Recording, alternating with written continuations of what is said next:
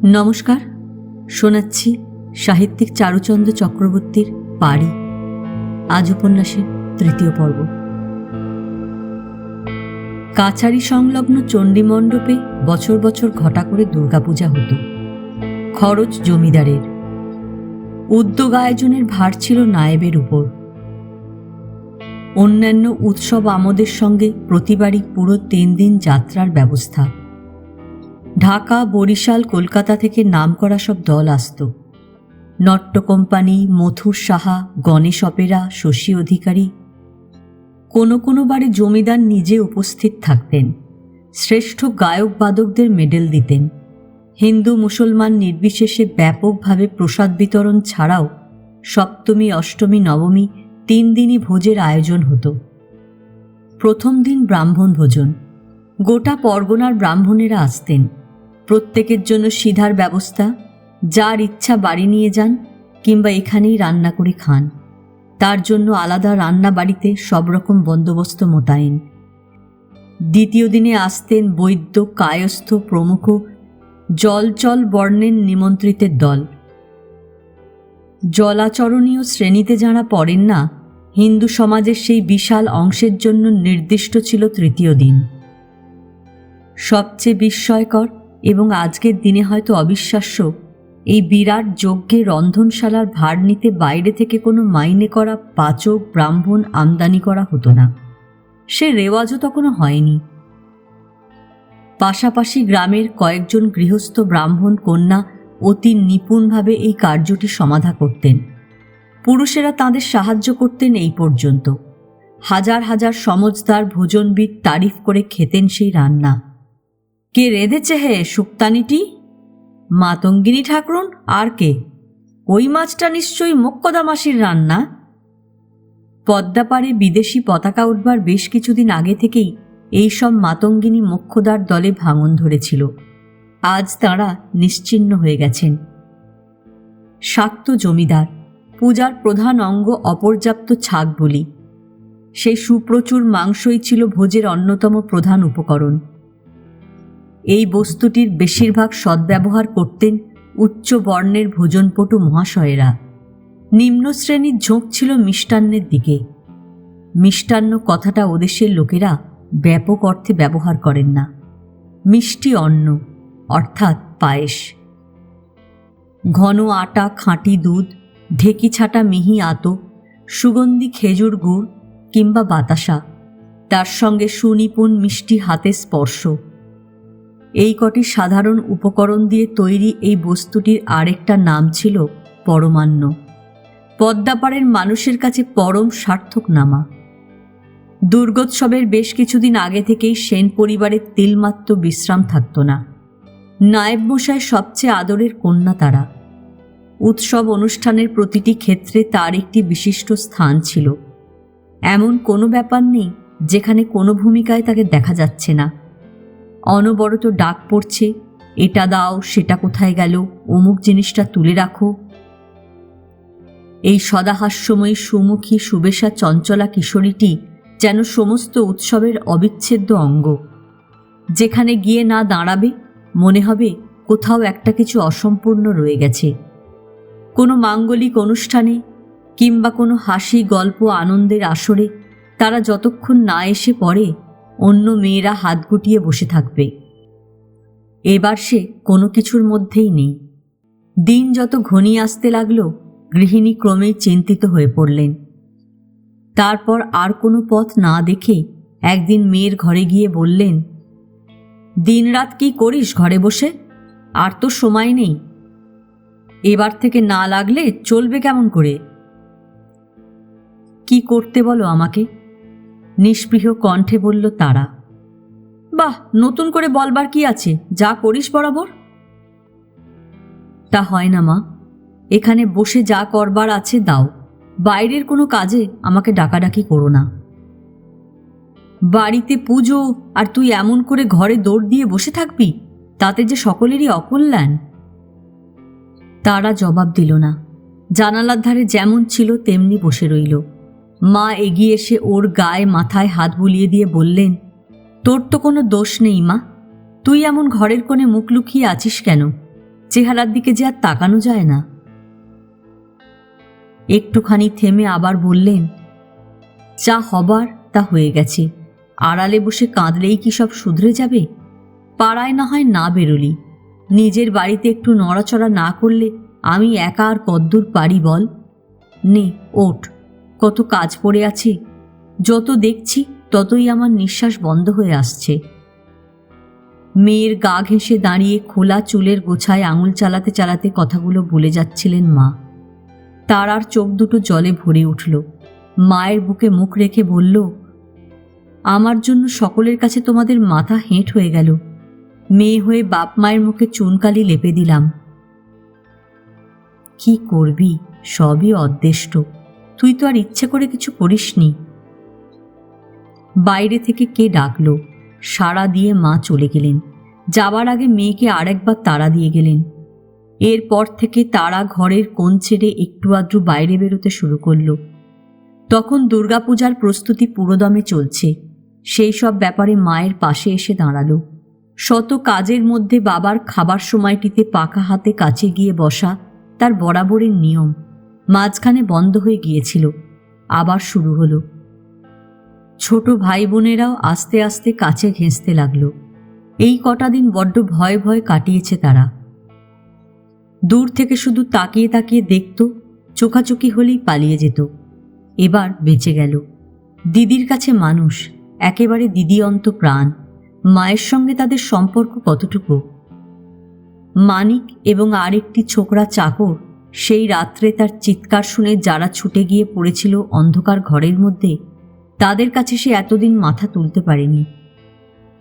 এবার সে ভাবটাও আস্তে আস্তে কাটিয়ে উঠল। শুধু একটিমাত্র মানুষের মুখের দিকে সে তখনও মুখ তুলে তাকাতে পারে না, সে ঘনশ্যাম। অলোক আসবার পর ঘনাদার কাছ থেকে সে বিচ্ছিন্ন হয়ে পড়েছিল। বেড়াতে যাবার পাট তো আগেই বন্ধ হয়েছে। তারপর মাঝে এটা ওটা উপলক্ষ করে ঘনার ডাক পড়ত, না পড়লেও সে আসত। ছোটোখাটো ফাই ফরমাস নিয়ে এখানে ওখানে ছোটাছুটি প্রায় লেগে থাকত। অন্য কোনো কাজ না থাকলে সন্ধ্যার পর মাঝে মাঝে এসে গল্প শোনানো, সেটা তো ছিলই।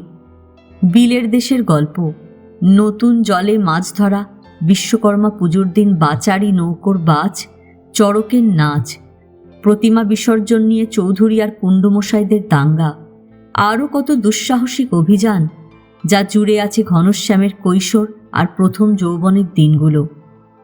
তারার ঘরের সামনে চওড়া বারান্দায় শীতল পাটি বিছিয়ে ঘন হয়ে বসত সবাই। চারিদিকটা কেমন অন্ধকার অন্ধকার, উঠোনে বেলে বেলে জ্যোৎস্না। খানিকটা দূরে খালি মেঝের উপর বসত ঘনশ্যাম। একটানা চাপা গলায় বলে যেত শঙ্কা ও বিপদে ভরা কত রোমাঞ্চময় কাহিনী। কোনো এক স্বপ্নময় রহস্যপুরীর গোপন দ্বার খুলে দিত এই কটি কিশোর কিশোরীর চোখের সামনে। রাত এগিয়ে চলেছে, খেতে যাবার তাগিদ আসছে বারংবার, ওঠবার নাম নেই কারো। তখন রেগে মেগে ছুটে আসতেন মা, কিন্তু ছেলে মেয়েদের চোখের দিকে একবার তাকিয়ে বুঝতেন রাগ করা বৃথা। ওরা যেখানে চলে গেছে, খাওয়া পড়ার মতো তুচ্ছ ব্যাপার সেখানে পৌঁছয় না। গিন্নিমাকে দেখে ঘনা লজ্জা পেয়ে থেমে যেতেই শ্রোতার দল কলরব করে প্রতিবাদ জানাত। তাড়াতাড়ি শেষ করবার নির্দেশ দিয়ে তিনি চলে যেতেন। কখনো বা নিজেই বসে পড়তেন ছেলে মেয়েদের মাঝখানে। অলোক আসবার সঙ্গে সঙ্গে এই গল্পের আসর আপনা থেকেই ভেঙে গিয়েছিল। ঘনাদার প্রয়োজন একরকম ফুরিয়ে গিয়েছিল বললেই হয়। সবাই মিলে মেতে উঠেছিল খাস কলকাতার আজব মানুষ অলোকদাকে নিয়ে। তখনও বিনা প্রয়োজনে ঘুরে যেত ঘনশ্যাম। তারার সামনে পড়ে গেছে কোনো কোনো দিন, হয়তো ইচ্ছা করেই পড়েছে। কিরে ঘনা? কিছু না বলে যেন ধরা পড়ে গেছে এমনিভাবে একটিবার তাকিয়েই মাথা নামিয়ে তাড়াতাড়ি চলে যেত। কেমন একটা মলিন বিষণ্ণ দৃষ্টি। স্পষ্ট না বুঝলেও তার আর মনে হতো কোনো এক সূক্ষ্ম কারণে অলোকদাকে ও একেবারেই সইতে পারছে না। মনে মনে হেসে চলে যেত অন্য কাজে। সেই রাতের পর থেকে তারার সবচেয়ে বড় লজ্জা যেন এই ঘনাদার কাছে। শুধু লজ্জা নয়, তার সঙ্গে এক ধরনের অপরাধ বোধ। কেন, কিসের সে অপরাধ তা সে ঠিক বুঝতে পারে না। তবু সময় সকলের সঙ্গে সম্পর্কটা সহজ হয়ে এলেও ঘনার সামনে মাথাটা আপনি নুইয়ে পড়ে, তাকে নানাভাবে এড়িয়ে চলতে চায়। ঘনশ্যাম হয়তো বুঝতে পেরেছে তারারই মনোভাব, কি বুঝেছে সেই জানে। ইদানিং সেও বড় একটা সামনে আসে না, দূরে দূরেই কাটিয়ে দেয়। পুজো এসে পড়ল। মণ্ডপের খুঁটিনাটি আয়োজনগুলো তারার নখদর্পণে। বৃদ্ধ পুরোহিত কয়েক বছর ধরে তাকে তৈরি করেছেন। ষষ্ঠীর দিন এসেই ডেকে পাঠালেন। আর দূরে থাকা সম্ভব হলো না। তবে মণ্ডপের বাইরে আরও যেসব হাজার রকমের কাজে সে জড়িয়ে থাকে, সেগুলো থেকে নিজেকে যথাসম্ভব সরিয়ে রাখতে চেষ্টা করল। অসুবিধা হলো খুবই। অন্যান্য বারে বিরেশ থাকে, এবার সেও আসতে পারেনি। সামনে পরীক্ষা। তারার কিন্তু সন্দেহ হলো সে আসতে পারেনি অন্য কারণে। পরীক্ষা অজুহাত মাত্র। ছোট বোনটির কাছে এখনও সে মনে মনে অপরাধী। সেই বলিষ্ঠ মন যা নিয়ে সে ঝাঁপিয়ে এসে পড়ত, কোথায় যেন তার একটা জোর খুলে গেছে। পুজোর 3 দিন এবারেও যাত্রা হবে। কলকাতা গিয়ে গণেশ অপেরাকে বায়না করে এসেছেন মুহুরীবাবু। গত 3 বছর তাদের পাওয়া যায়নি। এবারকার ভিড় সামলানো কঠিন হবে। পূজা মণ্ডপের সামনে যে প্রশস্ত নাটমন্দির, তার মাঝখানটায় বসে গানের আসর, আর চারদিকে ঘিরে থাকে শ্রোতার দল। অত বড় আট চালাতেও অর্ধেক মানুষের জায়গা হয় না। নাট মন্দিরের 3 পাশে যে বড় বড় লম্বা ধরনের ঘরগুলো, ওখানকার লোকে বলেন নাকারি ঘর। তার সবটা জুড়ে যে ফরাস পড়ে, ঠাসাঠাসি করে লোক বসে। সম্ভ্রান্ত ঘরের মেয়েদের জন্য রয়েছে মণ্ডপের বারান্দা, সামনেটা আগাগোড়া চিক ঝোলানো। কিছুক্ষণের মধ্যেই পালা শুরু হবে। যন্ত্রীরা যথারীতি বেহালার কান মুচড়ে, তবলায় হাতুড়ি ঠুকে, হারমোনিয়ামের রিড টিপে প্রাথমিক কনসার্টের তোড়জোড় করছেন। শ্রোতাদের মধ্যে জায়গা দখল নিয়ে বচসা চলছে। মাঝে মাঝে পাইকদের হাঁক ডাক। মেয়েদের কলকণ্ঠে এদিকটা মুখর। এ পাড়া ও পাড়ার গিন্নি, বউ, মেয়েরা অনেকেই এসে পড়েছেন। তারার মা তদারক করে ফিরছেন। একটু বিশিষ্ট যাঁরা তাঁদের বিশেষভাবে অভ্যর্থনা জানাচ্ছেন। রায়গিন্নি এসেছেন তার দলবল নিয়ে। 7-8 জন মিলে 18 জনের জায়গা দখল করে জাঁকিয়ে বসেছেন। স্বামী পয়সাওয়ালা লোক, সম্প্রতি পাটের কারবারে ফেঁপে উঠেছেন। লোকে বলে জগদীশ রায়ের টাকা রাখবার জায়গা নেই। কথাটা পুরোপুরি ঠিক নয়। আরও কয়েক হাজার টাকাকে সোনার পিণ্ডে রূপদান করলে গৃহিণীর বিপুল দেহের এখানে ওখানে কোনো রকমে জায়গা করে দেওয়া যায়। ওই গহনা প্রসঙ্গেই বোধহয় কথা হচ্ছিল অনুচরীদের সঙ্গে। হঠাৎ মুখে খানিকটা জর্দা পুড়ে দিয়ে নায়েব গৃহিণীর দিকে ফিরে বললেন, মেয়েকে তো দেখছি না বউ, সে কোথায় গেল? তারার কথা বলছেন? হ্যাঁ, বরাবর সেই তো এখানে লোকজন বসায়। ওর শরীরটা তেমন ভালো নেই। রায়গিন্নি এবং আশেপাশে কয়েকজনের মধ্যে চোখে চোখে কি কথা হলো। একটু চাপা হাসিও খেলে গেল ঠোঁটের কোণে। কণ্ঠে খানিকটা উৎকণ্ঠার সুর টেনে এনে বললেন, প্রায় শুনি শরীর ভালো নেই। অসুখটা কি বলো তো? ডাক্তার দেখিয়েছ? তারার মা জবাব দেবার আগেই ওপাশ থেকে বলে উঠলেন কোনো রসিকা, ডাক্তার কি করবে? লেডি ডাক্তারকে বরং ডেকে দেখালে ভালো হয়। রায়গিন্নির আসরে চাপা হাসিটা এবার আর চাপা রইল না। তারার মা কথাটা কানে যেতেই থমকে দাঁড়ালেন। তারপর তীক্ষ্ণ কণ্ঠে বললেন, এসব আপনারা কি বলছেন? রায়গিন্নি সঙ্গে সঙ্গে সুর বদলে নিলেন, ঠিকই তো, তোমাদের যত সব বাজে কথা। লেডি ডাক্তারের দরকারটা কি? সেসব কিছু হলে মাই তো আগে জানতে পারবে। তারার মা মিনিট খানেক স্তব্ধ হয়ে দাঁড়িয়ে থেকে নিঃশব্দে সরে গেলেন। মণ্ডপের পিছনেই তার খিড়কি, সেই দিকে যাচ্ছিলেন। দরজার পাশে তারার সঙ্গে মুখোমুখি হয়ে গেল। দেখা মাত্র সমস্ত আক্রোশ গিয়ে পড়ল মেয়ের উপর। চিৎকার করে উঠলেন, তোর কি হয়েছে বলতে পারিস? কি আবার হবে? তবে ঘরের কোণে মুখ গুজে পড়ে আছিস কিসের জন্যে? লোকের দোষ কি? লুকিয়ে লুকিয়ে বেড়ালে তারা তো যা তা বলবেই। নায়েব গৃহিণীকে হঠাৎ উত্তেজিতভাবে স্থান ত্যাগ করতে দেখে পাড়ার 2টি বউ সঙ্গে সঙ্গে আসছিল।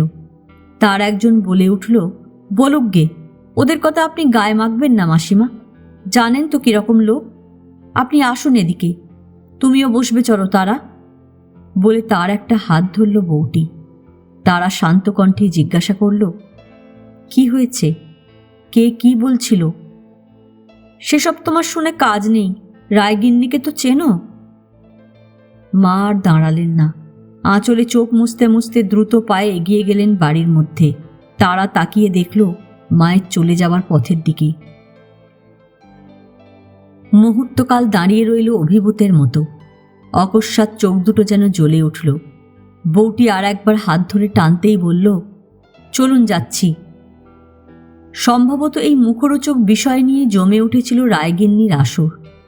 হঠাৎ তারাকে সশরীরে উপস্থিত হতে দেখে সবাই একসঙ্গে স্তব্ধ হয়ে গেল। তারা সোজা কাছে এগিয়ে এসে শান্ত কিন্তু দৃঢ় স্বরে জিজ্ঞাসা করল রায়গিন্নির দিকে চেয়ে, মাকে কি বলেছেন আপনি? ও মা, আমি আবার কি বললাম? গালে হাত দিয়ে আমতা আমতা করে বললেন তিনি, তোমার অসুখ শুনলাম, তাই জিজ্ঞেস করছিলাম কেমন আছো। হঠাৎ আমার উপর এত দরদ দেখাবার দরকার পড়ল যে? শোনো কথা, আপনা আপনির মধ্যেই অসুখ বিসুখ করলে খোঁজ খবর নিতে নেই। দেখুন, আপনাকে আমি চিনি, অত সোজা কথা বলবার পাত্র আপনি নন। তবু সত্যিই ভাবতে কেমন লাগে যে এই পুজোর দিনটাতে মণ্ডপে বসেও নোংরা কথা ছাড়া আর কিছুই আপনাদের জিভ থেকে বেরোয় না। রায়গিন্নি দপ করে জ্বলে উঠলেন, গলা চড়িয়ে বললেন, কি বললে? নোংরা কথা? গায়ের মধ্যে বসে তুমি নোংরা কাজ করে বেড়াবে আর সবাই তা মুখ বুজে দেখবে না? আপনার সঙ্গে আমি তর্ক করতে চাই না। নোংরা কাজ করি আমি, এই যদি আপনার ধারণা, আসেন কেন আমাদের বাড়ি? আপনাকে তো পায়ে ধরে সাধ্যে যাইনি আমরা। এটা তোমাদের বাড়ি নয়, জমিদারের কাছারি বাড়ি। হ্যাঁ, আমার বাবা সেই জমিদারের নায়েব। এখানে যারা আসেন আমাদের অতিথি হিসাবেই আসেন। আমার মাকে যারা অপমান করে তাদের এখানে জায়গা নেই। শুনলে শুনলে তোমরা? আশেপাশে সকলের দিকে চেয়ে বললেন রায়গিন্নি, তার মানে বেরিয়ে যাও, এত অপমানের পরেও এখানে আমরা বসে থাকবো? রায়গিন্নির সঙ্গে এতক্ষণ যারা ঘাড় নাড়ছিলেন কাউকে আর ঘাড় তুলতে দেখা গেল না। একজন বর্ষীয়সী মহিলা বলে উঠলেন ওদিক থেকে, আহা, ওর কথা ছেড়ে দাও, ছেলে মানুষ, রেগে গেলে মাথা ঠিক থাকে? তুমি বা আজকের দিন ওইসব কথা তুলতে গেলে কেন? রায়গিন্নি জবাব দিলেন না। বিপুল দেহটাকে দু একবার টেনে তুলবার উদ্যোগ করলেন, কিন্তু কোনো দিক থেকে কোনো সমর্থন পাওয়া গেল না। ঠিক সেই মুহূর্তে ঝংকার দিয়ে উঠল কনসার্ট। সকলের কান ও মন চলে গেল সেই দিকে। তিনিও আপন মনে খানিকটা গজগজ করে যেখানে ছিলেন সেইখানেই একটু নড়ে চড়ে বসলেন। ব্যাপারটা আপাতত থেমে গেলেও তার জের মেটেনি, সে কথা বোঝা গেল পরের দিন, যখন জগদীশ রায় কয়েকজন অনুচর সহ গম্ভীরভাবে দর্শন দিলেন নায়েবের কাছারিতে এবং তারার বিরুদ্ধে সরাসরি অভিযোগ দায়ের করে বললেন, রায়গিন্নি এবং অন্যান্য মহিলাদের যে অপমান করা হয়েছে, অবিলম্বে তার উপযুক্ত প্রতিকার না হলে তিনি এবং পার্শ্ববর্তী অঞ্চলের অন্যান্য সম্ভ্রান্ত ব্যক্তিরা একযোগে পূজার নিমন্ত্রণ প্রত্যাখ্যান করবেন। মহাষ্টমীর ভোজে কেউ যোগদান করবেন না, যাত্রা শুনতেও কেউ আসবেন না। টাকার জোর যতই থাক, সমাজের তরফ থেকে কথা বলবার সামর্থ্য বা অধিকার তার আছে, জমিদারের নায়েব অন্তত স্বীকার করেন না। তবে একটা দলের সে মাথা এবং আরও কিছু টাকা ছড়িয়ে দলটাকে সাময়িকভাবে ভারী করবার ক্ষমতা রাখে। অন্য সময় হলে নায়েব তাকে সোজাসুজি দরজা দেখিয়ে দিতেন, কিন্তু এই পুজোর দিনে কোনো অপ্রীতিকর ঘটনা ঘটে সেটা বাঞ্ছনীয় নয়। সেই দিকটা ভেবে আসল মনোভাব চেপে রেখে নরম সুরেই বললেন, অনন্তবাবু, সব ব্যাপারটা পুরোপুরি না শুনে তো কিছু করা যায় না। তবে এ কথা অবশ্যই মানতে হবে, যাই ঘটুক না কেন, একজন মাতৃস্থানীয়া মহিলার সঙ্গে রূঢ় আচরণ করা অতটুকু মেয়ের পক্ষে উচিত হয়নি। ওকে আমি এখনই পাঠিয়ে দিচ্ছি, ওর জ্যাঠাইমার কাছে ক্ষমা চেয়ে আসবে। রায়মশাই এ ব্যবস্থায় সম্মত হলেন না। তার মতে ব্যাপারটা ব্যক্তিগত নয়, সামাজিক। সুতরাং সামাজিকভাবে, অর্থাৎ সমাজের শীর্ষস্থানীয় ব্যক্তিদের ডেকে প্রকাশ্য বৈঠকে এর মীমাংসা হওয়া দরকার। নায়েব বুঝলেন এদের মতলব অন্যরকম। এই সামান্য ঘটনাকে উপলক্ষ করে খানিকটা পাঁক ছড়ানো। ওদের ভিতরকার সম্পর্ক চিরদিনই তিক্ত। অনেকটা অনন্ত সেনের আপোষমূলক মনোভাবের জন্যই এতদিন কোনো প্রকাশ্য বিরোধ বেঁধে ওঠেনি। সে যাই হোক, এ প্রস্তাবে তিনি রাজি হলেন না। খানিকক্ষণ কথা কাটাকাটির পর জগদীশ তার দলবল নিয়ে প্রস্থান করলেন। আশেপাশের গ্রামগুলো থেকে নিমন্ত্রিতের দল তখন আসতে শুরু করেছে। রায়ের অনুচরেরা সেদিকে বিশেষ বাধা সৃষ্টি করতে পারবে না। গ্রামের কিছু লোককে হয়তো টাকার জোরে কিংবা অন্যভাবে আটকে দেবে। নায়েব তার জন্য বিশেষ চিন্তিত হলেন না। ওইটুকু ছাড়া ওদের দিক থেকে আর কোনো বিঘ্ন ঘটতে পারে কিংবা কোনো বড় রকমের অশান্তি বা উপদ্রব, এরকম আশঙ্কা তার চোখে পড়ল না। একটা ভুল করলেন অনন্ত সেন। তাঁর দোষ নেই। আমরা সবাই ভুলে যাই মানুষের চোখের পাল্লা একটা নির্দিষ্ট সীমার বাইরে পৌঁছায় না। যা দৃশ্যমান তাই সে দেখতে পায়।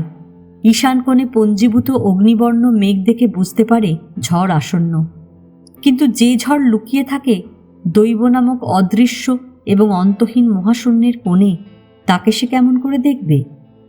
মানুষের হাতে উদ্যত যে অস্ত্র, তার বিরুদ্ধে লড়াই চলে, তাকে প্রতিরোধ করা যায়। অদৃষ্টের অলক্ষ্য মুষ্টির অন্তরাল থেকে নিক্ষিপ্ত যে বজ্র, তার কাছে সে শিশুর মতো অসহায়। অনন্তবাবুর সীমিত দৃষ্টি ওই জগদীশ রায় এবং তার সাঙ্গপাঙ্গদের মধ্যে আবদ্ধ হয়ে রইল। ওদের হাত থেকে আকস্মিক বিপদ না আসে সে বিষয়ে তিনি সতর্ক রইলেন।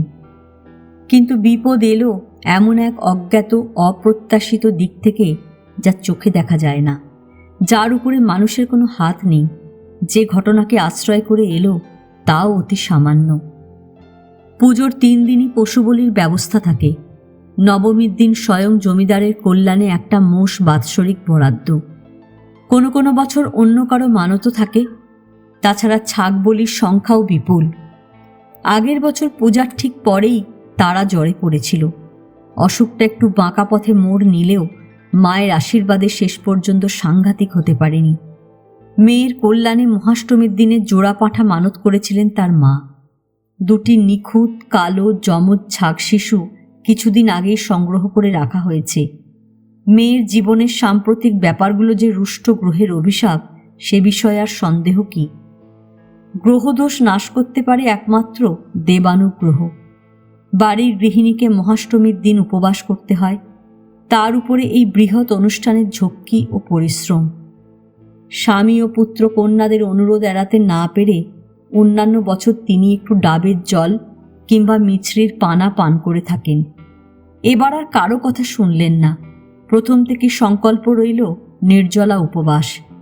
অষ্টমী পুজো শুরু হবার আগেই পুরোহিতকে আড়ালে ডেকে নিয়ে তার পায়ের ধুলো মাথায় দিয়ে বললেন, বাবা, মেয়েটার কথা ভেবে এক মুহূর্ত আমার শান্তি নেই। ওর যাতে মঙ্গল হয় সেই ব্যবস্থা করুন। পুরোহিত আশ্বাস দিলেন, তুমি স্থির হও মা, মহামায়াকে ডাকো। তাঁর দয়া হলে সব ভাবনা কেটে যাবে। ওর মানসিক পুজোর আয়োজনটা আমার সব মনে আছে মা, সমস্ত আয়োজন ঠিক আছে, তুমি কিচ্ছু ভেবো না। সাধারণ পুজো শেষ হতেই পুরোহিত তারাকে ডেকে পাঠালেন। বললেন, স্নান হয়ে গেছে? তারা মাথা নেড়ে জানালো, হ্যাঁ। উপোস করে আছো তো? মৃদু হেসে বলল, আছি। বেশ, এবার তাহলে এসো। শুচিশুদ্ধ হয়ে পট্টবস্ত্র পরে আমার কাছে এসে বসো। মানসিক পুজো আরম্ভ হবার পূর্ব মুহূর্তে মন্দির থেকে সকলকে সরিয়ে দিয়ে তারার আনত মুখের দিকে সস্নেহ দৃষ্টি রেখে বললেন কুরুপুরোহিত, মনকে একাগ্র করো। ফুটন্ত পদ্মফুল দেখেছ তো? সে যেমন আর কোনো দিকে তাকায় না, নিজেকে অবারিত করে তুলে ধরে সূর্যের পানে, তুমিও তেমনি তোমার অন্তরকে উন্মুক্ত করে দেবতার উদ্দেশ্যে তুলে ধরো। মহামায়ার মুখের দিকে চেয়ে বলো, হে দেবী, আমার দেহ মনে কোনোদিন যদি কোনো কালিমা স্পর্শ করে থাকে, তোমার ওই প্রসন্ন দৃষ্টির পূর্ণ ধারায় সব ধুয়ে মুছে দাও। আমাকে কলুষমুক্ত করো। পুজো শেষ হলে বলিদান পর্ব। ঢাকের সেই বিশেষ বাজনা কানে যেতেই নাট মন্দির এবং তার 3 দিককে ঘিরে জমে উঠল দর্শনার্থী মেয়ে পুরুষদের ভিড়। সে দর্শন কারোর কাছে পুণ্য সঞ্চয়, কারোর কাছে কৌতূহল নিবারণ, ছোটদের কাছে নিছক আনন্দ। এই পর্যন্ত এসে দ্বিজেশ কাকার হঠাৎ ভাবান্তর দেখা গেল। ইজি চেয়ারে গা এলিয়ে দিয়ে লক্ষ্যহীন দৃষ্টি পাঠিয়ে দিলেন দূরে ওই তেতলা বাড়িটার ছাদের উপর। মিনিট কয়েক ওইভাবে দেখে বললেন, দেখ, এই বলি প্রসঙ্গে একটা কথা আমার মনে হলো। কণ্ঠস্বর এবং বলবার ধরন থেকেই বুঝলাম এবার কিছুক্ষণ ওর কোনো তাত্ত্বিক গবেষণার জটিল ধাঁধায় ঘুরপাক খেতে হবে। বয়স হলে সবাইকে অল্প বিস্তর দর্শনে পায়। দ্বিজেশ কাকা নিঃসন্দেহে বিস্তরের দলে, সুতরাং উপায় নেই। রসধারার আস্বাদ পেতে হলে খানিকটাই দর্শন চর্চার পাহাড় ভাঙা অনিবার্য। তার জন্যেই তৈরি হয়ে নড়েচড়ে বসলাম। কাকা আবার সোজা হয়ে নিয়ে বললেন, সুকুমারমতি বালক বালিকা বলে একটা কথা স্কুলের পাঠ্যকেতাবে মাঝে মাঝে দেখতে পাবে। ওইসব বই যাঁরা লেখেন তাঁরা যদি স্তুতির ছলে ওই সুন্দর বিশেষণটা ব্যবহার করে থাকেন, আমার কিছু বলবার নেই, কিন্তু আসলে ওটা অপপ্রয়োগ। বালক বালিকার নিজস্ব মতি মোটেই সুকুমার নয়, বরং রীতিমতো কঠোর। মানুষ মাত্রে হিংস্র, ক্ষুদে মানুষ হিংস্রতর। শিশুর সহজাত প্রকৃতির মধ্যে সবচেয়ে প্রবল তার নিষ্ঠুরতা। ঘরের কোণ থেকে একটা নিরীহ কোনো ব্যাঙকে ধরে এনে তার মুখের ভিতর লোহার শলা চালিয়ে দল বেঁধে হুল্লোড় করে বেড়ানোর মধ্যে যে পৈশাচিক আনন্দ, একটা বিশেষ বয়সে আমরা তা অনেকেই উপভোগ করেছি। ট্যাপা মাছ বলে একরকম ছোট মাছ আছে, খালে বিলে পুকুরে জন্মায়। ন্যাজ ধরে খানিকক্ষণ দোলা দিলেই টেবিল টেনিস বলের মতো গোল আর শক্ত হয়ে ওঠে। সেই অবস্থায় কাঠ বা পাথরের উপর মুগুর রেখে দিয়ে বোমা ফাটানো ছেলেবেলায় ছিল আমাদের সবচেয়ে বড় আমোদ। এক সময় আমাকে নেশার মতো পেয়ে বসেছিল দিনের পর দিন ওই ট্যাপা মাছ খুঁজে বেড়ানো। খাবার জন্যে নয়, মাছটা খেতেও বেশ সুস্বাদু, বোমা ফাটিয়ে আনন্দ পাবার জন্যে। বড়রা যেখানে নিষ্ঠুর তার পেছনে কোনো কারণ থাকে, কোনো লাভ কিংবা লোভ, ধর্ম কিংবা অধর্মের প্রেরণা, ঐহিক বা পারলৌকিক স্বার্থ। শিশুর যে নিষ্ঠুরতা তার একমাত্র প্রেরণা নির্ভেজাল আনন্দ, নির্মম দৃশ্য এবং নির্দয় কাজের মধ্যে তার যত কিছু খুশির খোরাক। প্রাণ ভয় জড়সড় একটা ছোট্ট নিরীহ পাঁঠার ঠ্যাংগুলো মুড়ে গলাটা হাঁড়ি কাঠের মধ্যে ঢুকিয়ে দেবার পর প্রকাণ্ড খাঁড়ার এক কোপে যখন মাথাটা ছিটকে পড়ে, ধরের মুখ থেকে ফিনকি দিয়ে রক্ত ছোটে, তোমার আমার মতো অধার্মিক মানুষ দৃশ্যটা সয়ে যায় এই পর্যন্ত। আর ছেলে মেয়েগুলো হাততালি দিয়ে নাচে, মনে মনে ছটফট করে, ওই খাঁড়া ধরবার মতো অত বড় হতে আর কতদিন বাকি। এইসব দেখেই অনেক সময় মনে হয় দয়া, মায়া, স্নেহ, মমতা বা ওই ধরনের অনুভূতি যাকে আমরা বলি কোমল বৃত্তি, সবই মানুষের আপ্তধর্ম। তার আদিম রক্তজ ধর্ম হলো নিষ্ঠুরতা। তাই শিশুর মধ্যে সেটা প্রথম দেখা যায়। তারপর বিদ্যাসাগর মহাশয়েরা শেখাতে থাকেন, কানাকে কানা, খোঁড়াকে খোঁড়া বলিও না। দয়া অতি পবিত্র ধর্ম, ক্ষমা মহতের লক্ষণ। বয়সের সঙ্গে সঙ্গে এমনি ধারা শিক্ষা, সংস্কৃতির প্রলেপ এবং সামাজিক স্বার্থের প্রয়োজনে ক্রমে ক্রমে ওই আদিম প্রবৃত্তির ধার মেরে দেয়। যাকে ওসব বাজে কথা বলে আবার মূল কাহিনীতে ফিরে গেলেন দ্বিজেশ কাকা। ভাগ্য সুপ্রসন্ন, অল্পতেই রেহাই পাওয়া গেল। তার আর কল্যাণে যে জোড়া পাঁঠার ব্যবস্থা হয়েছিল, পুজো শেষ হতেই একে একে তাদের উৎসর্গ করে হাঁড়ি কাঠের পাশে এনে দাঁড় করানো হলো। পুরোহিতের আশীর্বাদী ফুল কানে গুঁজে, কপালে রক্তচন্দনের ফোঁটা পড়ে উদ্ধব সরকার খাড়া হাতে করে দাঁড়ালো এসে বলিবেদির সামনেটায়। 12 বছর ধরে এই কাজ সে করে আসছে। পাঁঠার এই সরু গলাটা তার কাছে ঠিক একটা কচুর ডগার মতো। শুধু পাঁঠা নয়, নবমীর মোষ বলির ভারও তারই হাতে। দেবীর কৃপায় আজ পর্যন্ত কোনো দুর্ঘটনা ঘটেনি, একেবারেই নেমে গেছে বলি। পাঁঠা পাছড়াবার অর্থাৎ পা দুটো ভেঙে গলাটা হাঁড়ি কাটে ভরে দিয়ে সেইটাকে পেছনে টেনে ধরবার কাজ যার, সেও অনেক দিনের পুরনো লোক। অসুরের মতো শক্তি। এক টানেই গলাটা 3-4 ইঞ্চি লম্বা এবং আরও অনেকখানি সরু হয়ে আসে। উদ্ধবের কাজ আরও সহজ হয়ে যায়। সেও এসে দাঁড়ালো তার নির্দিষ্ট জায়গায়। মণ্ডপের বারান্দায় মেয়েদের ভিড়। তারই একটি বিশিষ্ট কোণে তারাকে পাশে নিয়ে বসেছেন তার মা। উপবাস ক্লিষ্ট দেহ, করুণ চোখে দেবতার করুণা ভিক্ষা। ওদিকে প্রশস্ত নাট মন্দিরের মাঝখানে গলবস্ত্র হয়ে দাঁড়িয়ে আছেন নায়েব মশাই, মুখে উদ্বেগের চিহ্ন। বলিটা যতক্ষণ না নির্বিঘ্নে সমাধা হয় নিশ্চিন্ত হতে পারছেন না। পুরোহিত ইঙ্গিত দিলেন, ঢাকের বাদ্য তুমুল হয়ে উঠল। রুদ্ধবাক জনতা একাগ্র দীপ্ত চক্ষু মেলে চেয়ে আছে যূপকাষ্ঠের দিকে। সেই কঠিন বেষ্টনীর সংকীর্ণ কবলে ছটফট করছে ছাগ শিশু। 12টা ঢাকের বিপুল শব্দ ছাপিয়ে শোনা গেল তার অন্তিমের ডাক। বিশাল খড়গ চমকে উঠল উদ্ধবের মাথার উপর। একটিমাত্র পলকের ব্যবধান, তারপরে ছিটকে পড়বে মাথা। ধর থেকে ফিনকি দিয়ে বেরিয়ে আসবে রক্তধারা। জয়ধ্বনি দিয়ে উঠবে স্ত্রী পুরুষের মিলিত কণ্ঠ। চণ্ডীমণ্ডপের পবিত্র মাটিতে হাত ঠেকিয়ে মাথায় দেবে ভক্তের দল। কামনা করবে মহাদেবীর প্রসাদ। উন্মত্ত উল্লাসে নৃত্য করবে ছেলের দল। ফেটে যেতে চাইবে ঢাকের ছাউনি। কিছুই হলো না। উদ্ধবের খড়গ নেমে আসবার সঙ্গে সঙ্গেই 12টা ঢাক অকস্মাৎ স্তব্ধ হয়ে গেল। জয়ধ্বনি উঠল না। অত বড় জনতা যেন কোনো আকস্মিক বজ্রাঘাতে এক নিমেষে অসাড় হয়ে গেছে। তারা প্রথমটা কিছুই বুঝতে পারেনি। হঠাৎ মাথাটা ঘুরে উঠল। চোখের সামনে সব মনে হলো আবছায়া। ধীরে ধীরে আচ্ছন্ন ভাবটা কেটে যাবার পর দেখল খাঁড়া ফেলে দিয়ে হাঁড়িকাঠের দিকে তাকিয়ে আছে উদ্ধব। এই মুহূর্তেই যেন ঠিকরে বেরিয়ে আসবে ওর চোখ দুটো। বলি অসম্পূর্ণ, ঘাড়ের নিচে খানিকটা গিয়ে আটকে গেছে খাঁড়া। অখণ্ডিত মুন্ডটা ঝুলে আছে একপাশে। হঠাৎ একটা চাঞ্চল্য দেখা গেল মণ্ডপের বারান্দায়। মেয়েদের মধ্যে কেউ কেউ জল পাখা বলে চেঁচিয়ে উঠলেন।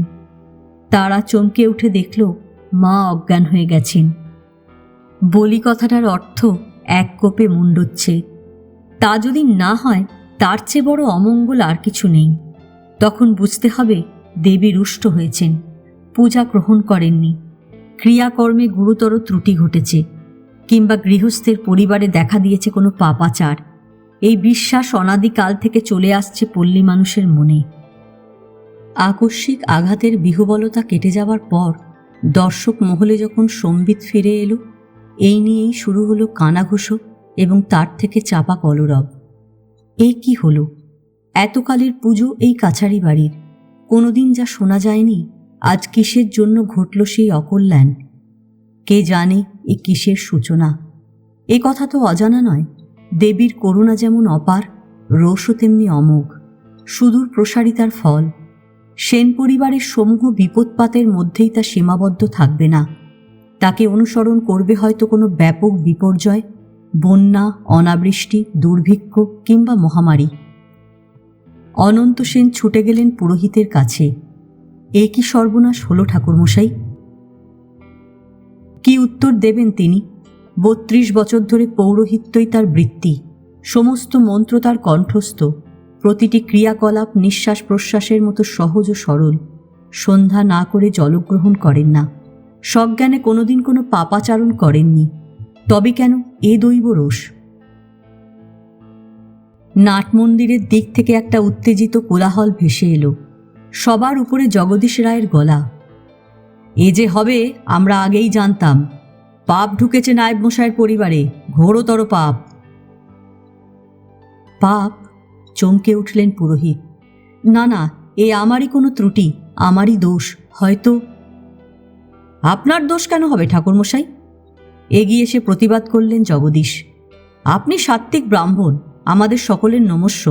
আপনাকে আমরা বহু বছর থেকে জানি। দোষ ঘটেছে ওইখানে, শুধু দোষ নয়, পাপ। কার পাপ জিজ্ঞেস করুন আপনার ওই যজমানটিকে। অত বড় জনতা, এতটুকু শব্দ নেই কোনোখানে। সবাই স্তব্ধ, উৎকর্ণ, ভয়ঙ্কর কিছুর জন্য যেন অপেক্ষা করছে রুদ্ধশ্বাসে। আরও কয়েক পা এগিয়ে এলেন জগদীশ। তর্জনী তুলে বললেন, ওর বড় আদরের মেয়ে ওই বিদ্যেধরীর কীর্তিকলাপটা একবার শুনুন, জিজ্ঞেস করুন। জগদীশ! গর্জন করে উঠলেন অনন্ত সেন। কাকে ভয় দেখাচ্ছেন নায়েব মশাই? চোখ রাঙিয়ে মেয়ের কলঙ্ক চাপা দেওয়া যায় না। নায়েবের চোখ দুটো জ্বলে উঠল। একবার ঘুরে এলো চারিদিকে, কাকে যেন খুঁজছে সেই জ্বলন্ত দৃষ্টি। জগদীশ তখনও বলে চলেছেন, জিজ্ঞেস করুন কেন রাতারাতি পালিয়ে গেল কলকাতার সেই ছোঁড়াটা? কি হয়েছে ওই মেয়ের? কেন দিনরাত ঘরের কোণে? বাকি কথাগুলো আর বলবার সময় হলো না। কোথা থেকে যেন বাঘের মতো লাফিয়ে পড়ল ঘনশ্যাম। ডান হাতে সেই লাঠি। কোনো কথা না বলে বাঁ হাতে জগদীশের জামার কলারটা ধরে হির হির করে টেনে নিয়ে এলো মণ্ডপের সামনে। সঙ্গে সঙ্গে পেছন দিক থেকে লাফিয়ে উঠল 4-5খানা লাঠি। বোঝা গেল জগদীশ একা নয়, অরক্ষিত নয়। ঘনার কাঁধের উপর একটা ঘা এসে পড়তেই কলার ছেড়ে দিয়ে সেও রুখে দাঁড়াল। বিদ্যুৎ বেগে চলল তার লাঠি। নায়েব মশাই হাঁক দিলেন, গফুর। গফুর কাছারির লাঠিয়াল। কাছারি বাড়ির দিক থেকে সাড়া দিয়ে ছুটে এলো সরকি হাতে। চারিদিকে ছিটকে পড়ল মানুষগুলো। মণ্ডপের সামনে পৌঁছবার আগেই ঘনশ্যামের পাকা লাঠির মোক্ষম আঘাতে দুফাঁক হয়ে গেল জগদীশের মাথা। মনিবের অবস্থা দেখে ভাড়াটে লাঠিয়ালরা লাঠি ফেলে সরে পড়ল। চোখের নিমেষে ভোজবাজির মতো কোথায় মিলিয়ে গেল অত লোকের ভিড়। এবার পুলিশের পালা। ওসি অর্থাৎ বড় দারোগা ছিলেন মফস্বলে। চৌকিদারের মুখে খবর পেয়ে ঘোড়া ছুটি এসে পড়লেন সদল বলে। লাশ চালান দেবার ব্যবস্থা করে ঘনশ্যামের কোমরে দড়ি, হাতে হাতকড়া লাগিয়ে নিয়ে গেলেন থানায়। হুকুমদার আসামি হিসেবে নায়েব অনন্ত সেনকেও গ্রেপ্তার করা হলো। তবে তাঁর স্থানীয় মর্যাদার কথা বিবেচনা করে দড়ি হাতকড়া আর লাগানো হলো না। সরাসরি সদরে চালান না দিয়ে থানা থেকে ব্যক্তিগত জামিনের সুযোগটাও দেওয়া হলো। বড় দারোগা বাদল গুপ্তের এই স্বভাব বিরুদ্ধ বদান্যতায় আশপাশের কারো বিস্ময়ের অবধি রইল না। অনেকেরই সন্দেহ হলো এর পেছনে কোনো মতলব আছে। সেটা যে কি তখনও কেউ বুঝে উঠতে পারেনি। থানা থেকে ফিরে নায়েব মশাই মাথা নিচু করে সেই যে ঘরে গিয়ে ঢুকলেন, 3-4 দিন আর বাইরে পা দিলেন না। পূজার বাকি অনুষ্ঠান যেটুকু না হলে নয়, কাছারির কর্মীরা পুরোহিতের সাহায্যে কোনো রকমে শেষ করল।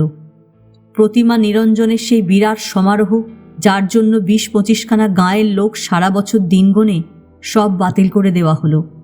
শোভাযাত্রা হলো না। নৌকাবাজ চারিদিকে ঢোল দিয়ে বন্ধ করা হলো। পদ্মার চরে মাইলব্যাপী মেলার জন্য শহর থেকে এসে যারা দোকানপাট সাজিয়ে বসবার আয়োজন করছিল, তারাও ঘরদোর ভেঙে নিয়ে চলে গেল। দেবী বিসর্জন হলো কাছারির পুকুরে। যাকে বিসর্জন বলে তা ঠিক নয়। কয়েকজন প্রজা মিলে ধরাধরি করে ভারী প্রতিমাখানা ফেলে দিয়ে এলো পুকুরের জলে। অত বড় কাছারি বাড়ির বিরাট চত্বর, পূজা মণ্ডপ, নাট মন্দির, দেউড়ি, সদরমহল, নায়েবের কুঠি সব ঢেকে গেল উৎসবহীন বিজয় সন্ধ্যার অন্ধকারে। আজ এ পর্যন্তই। উপন্যাসের 4র্থ পর্ব নিয়ে অন্যদিন আসব। গল্প পাঠ ভালো লাগলে লাইক, শেয়ার, কমেন্টস করতে ভুলবেন না। আজকের মতন নমস্কার।